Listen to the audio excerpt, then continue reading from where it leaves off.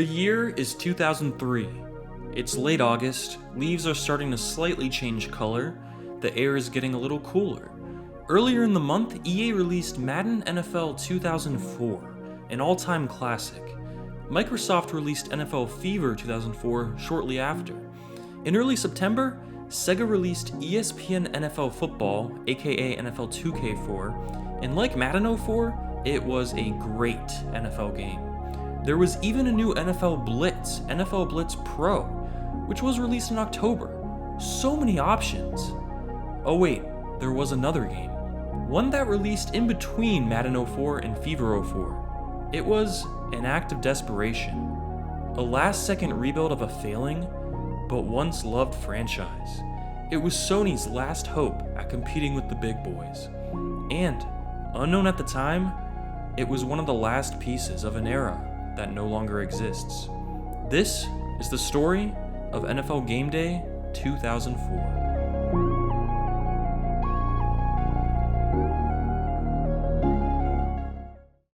Sony's NFL GameDay series was not doing well. In the PlayStation 1 era, GameDay rose to prominence due to excellent motion capture technology, giving the game a realistic look for the time, and gameplay that was more difficult than any other game on the market. In NFL GameDay 97, Sony hired a full-time game tester who had one very specific job: to try as hard as he could to find broken plays. At the time, Madden was the most popular NFL game, but there were usually a few plays in every version that would basically guarantee a touchdown, and players could run that play over and over and break the game. This is still an issue with Madden today. GameDay was a more difficult and realistic game by design, and for a brief moment, it was the best NFL game on the market. However, when GameDay jumped to the PlayStation 2, things got a little messy. GameDay 2001 felt unfinished and couldn't come close to Madden 2001 or even NFL 2K1 on the Dreamcast. 2 years later, GameDay 03 was released, and it still just wasn't that good. It seemed like Sony was rushing production. Each PS2 GameDay title had numerous glitches, bugs, outdated presentation, and they felt mostly like a roster update. Sounds familiar, doesn't it? Something I've said in my modern Madden reviews, games which suffer from nearly the exact same issues, is that EA should rebuild Madden from scratch because the foundation they are building on each year is obviously a mess. They have yet to show any indication that they plan on doing this. In 2003, however, Sony was desperate. This was a different era.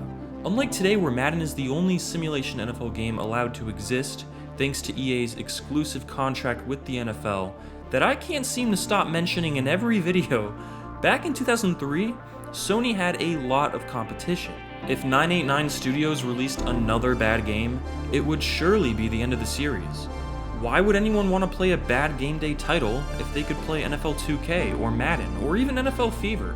Unlike today, sports games couldn't afford to be trash thanks to a little something called competition. For NFL GameDay 2004, 989 did the unthinkable. They actually rebuilt the game from scratch. They went all in on trying to salvage this once beloved series that at one point was on top. It was a desperation move, but a necessary one I wish modern game studios would consider more often. The result was actually a pretty decent game. Let's take a look. The first major change to the core gameplay was the use of the PlayStation 2's pressure-sensitive buttons. The harder you tap or push a button, the faster and more powerful the move. When juking, spinning, throwing, or even tackling, it was completely skill-based, as the user had complete control over the power and speed of the move. It was very similar to 2K's charge-up mechanic, except instead of just holding a button down for a period of time, the literal force you used when pushing a button mattered. This could only be done on GameDay, since it was a PlayStation exclusive title, and only the PS2 had this technology. Incredible for 2003, GameDay 04 had voice controls. With a headset, you could hike the ball by saying hike, you could send players in motion, and basically be a quarterback making calls before the play. Timeouts, play calling, switching to no huddle, and over 30 other commands were possible, which to this day has never been replicated. Compared to older GameDay titles, 04 was so much deeper and more polished. At the time, GameDay 04 was praised for having the best online experience, with the ability to create 64-player tournaments, extensive leaderboards, player rankings, chat rooms, and more. The glitches and bugs from previous titles were gone. And when playing this game recently, something that completely blew my mind were the unlockable stadiums. The game had every single historic Super Bowl stadium, complete with accurate field art, that year's Super Bowl logo, and graphics. No football game has had this since. Graphically, players had complained for years about the robotic player models, the lack of helmet reflections, and so forth. So 989 completely revamped the visuals for 04. The motion capture in this game was excellent, resulting in a game that looked on par with Madden and 2K. Ian Eagle, Dan Fouts, and Dick Enberg handled commentary, and honestly, I think this game had the best commentary of any PS2 era NFL game. It was fluid and advanced for the time, and every game sounded different. It was a PS2 game, so lines would be repeated, but not nearly as much as they were in Madden or 2K. The gameplay was a bit slow and sluggish, however, and it feels a bit dated today. The running game was overpowered. Sometimes the vocal commands wouldn't register. The playbooks were way smaller than 2K's or EA's. Franchise mode was very simple. Despite the rebuild, the game was still too far behind the competition, but it was a huge improvement regardless. Despite the rebuild, despite the vast improvements, despite being the best GameDay title since the PS1 days, it just wasn't enough. After a few years of poor quality titles, consumers had moved on. Sony lost the market. 2K and EA were simply too far ahead, and GameDay 04 just wasn't as good. If 2K4 was Kobe Bryant and Madden 04 was Shaq, GameDay 04 was Derek Fisher. It was a solid, quality NFL title, one worthy of competing, and in my opinion, a successful rebuild. It just wasn't enough. This was the last GameDay title on the PS2. GameDay 2005 did release, but only for the PlayStation 1. It was a swan song for the longtime fans of the series. But despite the series' death, its impact was very important.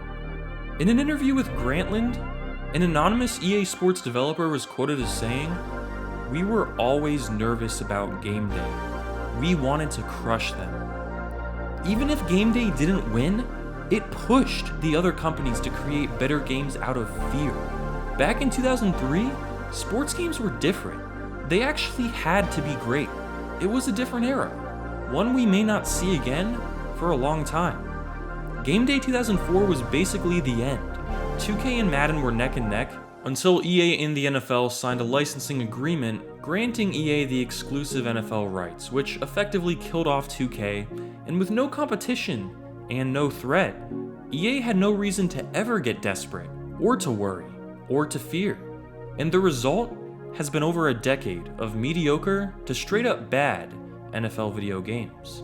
If you're the only NFL game on the market, NFL fans who want to play an NFL video game are going to buy it. It doesn't matter how bad the game is, it's essentially a monopoly.